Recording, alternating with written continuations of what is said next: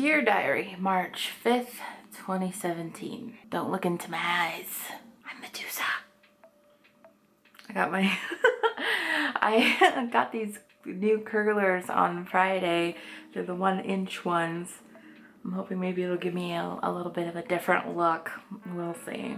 I don't know how to like bring this up or like talk about this, but sometimes I don't like to definitely don't like to look at Facebook anymore. And even Instagram can get a little annoying, and the social media that I check the most would probably be my Snapchat. How do I put this? Like, this whole social justice warrior thing, it's like out of control.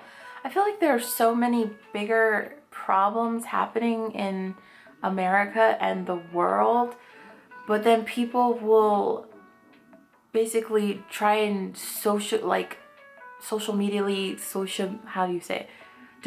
someone on social media, or just go off on one tweet that someone sent or one video that somebody made. They said something and people just take it so literally and so seriously, and they just freak out, and there'll just be Facebook post after Facebook post about some bullshit.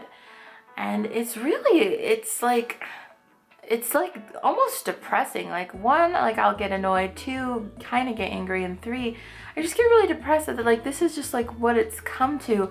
And really, like, it makes me worry too about like where comedy is going. I'm with the KKK. We had a meeting and we were talking, and we'd be more comfortable if you guys left the neighborhood. Have you considered going back to Africa? Because nobody can do anything funny because somebody will get offended about it. And that's how it's always been. That's what like comedy is. Not everyone's gonna get it. I've been watching like super old Shane Dawson videos, you know, like when he used to do like Shane and Friends, and he had like different characters and Shanae, all that stuff. And there's been a few of them I watched where he said something, and I remember, you know, back when I was watching, like, Shane Dawson was like one of the first people I ever like subscribed to on YouTube. And it's a toss-up between like Shane Dawson and Jenna Marbles, but those were like my two first subscriptions that I ever like had. And I mean, I thought Shane was hilarious. He's still really funny. I wish he would do more sketches again, but I mean, his old sketches are so funny. But like, one of his sketches though, I remember when he did like the Wendy Williams thing, he got so much shit over it because they said he was doing blackface, but I never saw it that way. And then it's so funny that it's a Wendy Williams one, because if you watch some of his older sketches, there's other sketches where he was pretending to be like a darker person or like a black person. Actually, I was gonna tell you that white guys are second to the bottom on the dick chain. Dick chain? Yeah. It goes black, Mexican, Indian, white, and Asian. Girl, I do not care about dick size. I'm sorry, I couldn't keep a straight face. It wasn't him being racist. I don't think Shane Dawson's racist at all. It's because he's the only one in the video. He has to play all the characters because he's the only person, you know what I mean? But that was, you know, if Shane Dawson probably made a video like that now, people would freak out and go on a raid and say he should be banned and this and that, and it's getting like a little out of hand. Now, there's been some things that certain YouTubers have done. I'm not gonna like get super into it. And there was one in particular that did kind of irk me the wrong way, so I tweeted her. Not so much I tweeted her, I retweeted what other people were asking of her. And you know what, and I'm not talking about, I'm not talking about Tana Mojo. That's like a whole different thing. This is a different YouTuber. But you know what? She said her apology and I accepted it. You know, I took it at face value. I don't think she's racist. And I didn't think so before, but I was just like, girl, that was kind of up what you did. But, you know, if you just hound people for things, It doesn't fix the problem. Like Martin Luther King Jr., and it's in the Bible too, you know, you can't fight hate with hate. You fight it with love. You know, if somebody apologizes for something, you don't just keep beating them down. You know, you say, okay, you apologize, we accept it, and then you move on. And if they fuck up again, that's on them. And maybe they really are racist. But if they make a genuine apology and then you don't see them ever doing anything like that again, people change, people can grow, and I believe that people, you know, can get better and people can learn. I did so much stupid crap when I was younger, and I thought super dumb things. But getting older and interacting with people, I've changed, and I'm still trying to change and learn and grow. And yeah,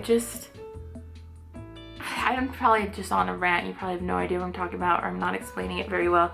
It's just people just get so butthurt over the dumbest things, and then they just rip people apart, and that's kind of like hypocritical, right? Because you're mad at them because, oh, the heater just kicked on.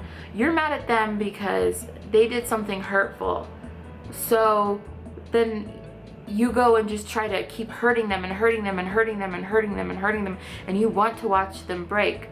That's not how you help people. That's not how you make change. You make change by presenting the wrong and then helping the person to learn from that wrong and grow and not make that wrong again, and help other people to learn from that person's mistakes so that other people don't make the same mistake. I don't know. There's just so much. Like, I bet you in your town, maybe even your own neighborhood, there's a family and with kids that are going to bed with empty tummies because they can't afford food. You could clear out your cupboards and donate canned food. You can clear out your closet and donate clothes and actually help somebody. But instead, you're just gonna sit there on freaking Facebook or on Twitter and just bash and get mad and stuff, and just waste all this energy for what? For some bullshit. When you could actually be doing important things. There's probably trash like in the streets where you live, but you're gonna sit on your computer and troll and tap away instead of grabbing a garbage bag and going out and picking up some trash and recycling or something that benefits not only you but the entire planet. It just it makes my hope, I still have hope, but it makes my hope low for the future. Just seeing the way that things are going and what people are doing, and people just go and take everything off of the internet and get the bare facts and then just go off without doing solid research of your own, thinking for yourself and making proper choices based off of research. I understand when I was young, like when I was in middle school and high school, I used to explode off of things without knowing the full story because, you know, you're emotional then. You got your hormones are going crazy, your emotions are all over the place, and there's a lot going on when you're young. There's a lot of things. There's pressure from your parents, pressure from school, pressure from your friends, on top of the emotions and the hormones and everything going on. So I understand exploding, but I mean, I see grown people going off like they're little kids. It makes no sense. It makes no sense. That's why, like, you may see me post on Instagram and like post on Facebook or something like that, but I'm not really checking.